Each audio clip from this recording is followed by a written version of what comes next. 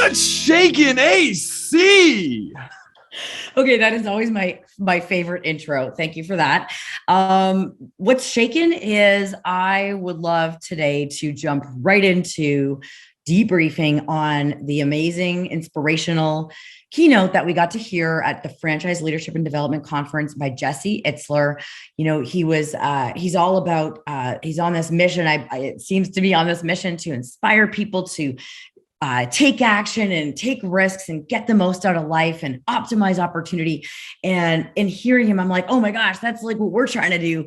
We're trying to do that same thing. So I thought it'd be really cool if we not only help Jesse with his message, but ensure that our listeners get a little value from what we took away, and that we can try to inspire them to hear it in a way that creates action, so that people will take action and get over some of those fear things. So let's start with you telling me.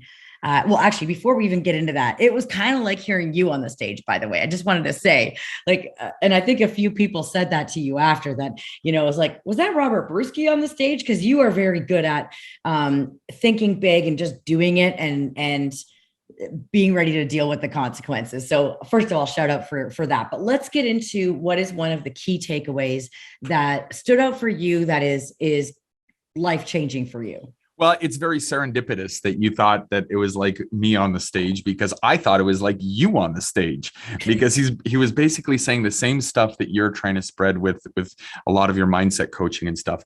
But I'll tell you, there was a number of different takeaways, and this might have to be a multi-episode podcast. But I think one of the first ones that really stuck out to me was him saying, "Don't negotiate your goals."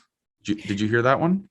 Yeah. And, I have to admit, when I first heard it, I thought it was a little bit like, more of like, don't negotiate your goals with other people. And I thought it was like this hardcore, but then the more he talked about it, I started to clue. And I think he's talking about internally with yourself. What do you think? Yeah, absolutely. He told a story about where he met a Navy SEAL and took the Navy SEAL home to live with him for 30 days so that he could learn on how this guy managed to complete this amazing feat in a race without exposing too much of the talk. And what they went to the gym together, and the Navy SEAL told him to do a pull-up, and he did like 3 or 4. And the Navy SEAL said, "Okay, now we're going to do 100." And he said, "No way, I can't do that." The Navy SEAL said, "Do 1, take a walk around the gym, walk it off, then do a second one." And before you know it, he had hit 100 pull-ups, right? It's because initially, mentally, he was saying, "I can't do that." The brain was telling him to stop. And that is actually one of the things that really stood out for me, was when Jesse said that when you stop, when your brain wants to stop, you're usually only at 40% of your capacity to complete whatever it is you're trying to do. And I was like, oh my gosh, that's a lot of missed opportunity. If we're stopping at 40% when we could be getting so much further along. Like if you're here and you're at 40%, you already achieved something. Imagine if you could even go further and go more. So that really stood out with me. When it comes to mindset and limiting beliefs. We at AC Inc., we work with a lot of, mainly work with franchisors of all different stages. And while we work with them on a lot of tactical, it often gets into this leadership coaching, and we catch their mindset. And I've recorded podcasts about the limiting beliefs that hold people back from growth. And, it's not what people think. It's not money. It's not, time. It's their mindset. It's in their belief, right? And so if we're believing at 40% that that's as far as we can go, no wonder a lot of people get stuck. I found that 40% concept really empowering. Like I feel like next time I'm gonna have to make sure I keep this top of mind and remember that when I feel like I can't go anymore, it's just my brain freaking out because it wants to protect me from maybe a physical or emotional threat or whatever that is.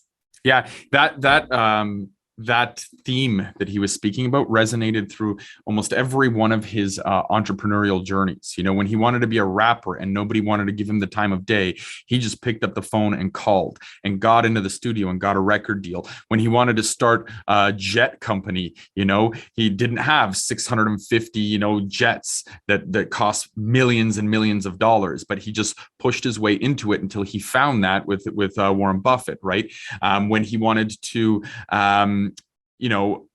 just work with the coconut water company, right? Again, he was like, I'm going to find these guys, I'm going to partner with them. And then he was able to sell that to Coca-Cola. When he tried to get endorsements from Matt Damon and Jennifer Lopez, trying to get past the line and into their dressing room and into their room, like he just did it. He said, this is my goal. I'm not going to get a chance to talk to Matt right now. I'm not going to get a chance to talk to him at the table. I'm going to spend my entire marketing budget and get a chance to talk to him on the flight back. It was just, it's like he removed the fear of what could go wrong. He was still aware of what could go wrong, but removed the fear of it.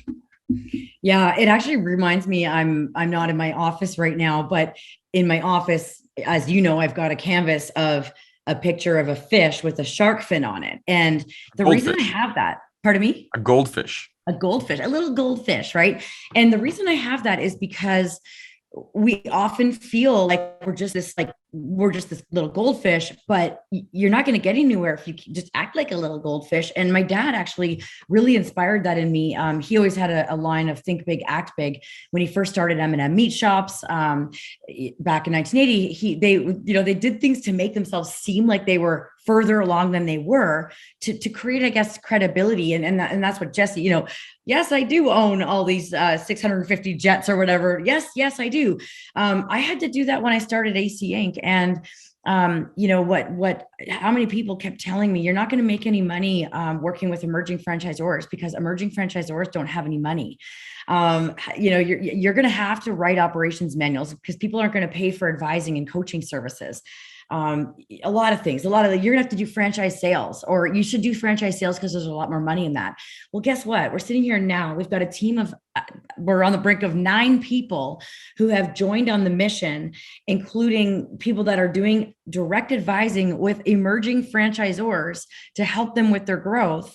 And if I had, swim around like a goldfish, and I'm not saying this to toot a horn or anything like that, I'm saying I had to push through that fear myself. And I just really resonate with that. And I sometimes I think I do it ignorantly, and thank God for that. And I think my dad did it and I think you do it actually that way too. Like sometimes I think we put blinders on and try not to see the reasons not to do it.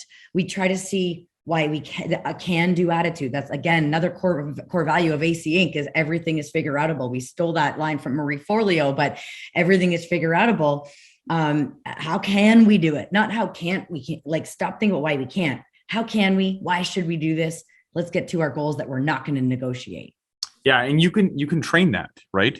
One of the stories that Jesse talks about is when him and this Navy SEAL jumped into a frozen lake, right? And you can't get out because your hands will stick to the ice. So the Navy SEAL had to put like his socks on his hands and all that sort of stuff. And when Jesse got back home, his wife was like, what are the health benefits of jumping into a frozen lake? And the Navy SEAL said, there are no health benefits, but there are mindset benefits, being able to tell yourself you can get in there and do it and get out, So I think anyone who's listening, if they're going through that, where they're constantly in a what do you call it? A block mindset, a limiting belief of self-doubt, or I can't do this because some limiting belief that's holding them back from growth. Yeah. Okay. So a limiting belief, you can get past that. You can train your way past that. And that's a lot of the things that you teach. And I think that was kind of the goal behind Jesse's talk, was to show people that you should get past that.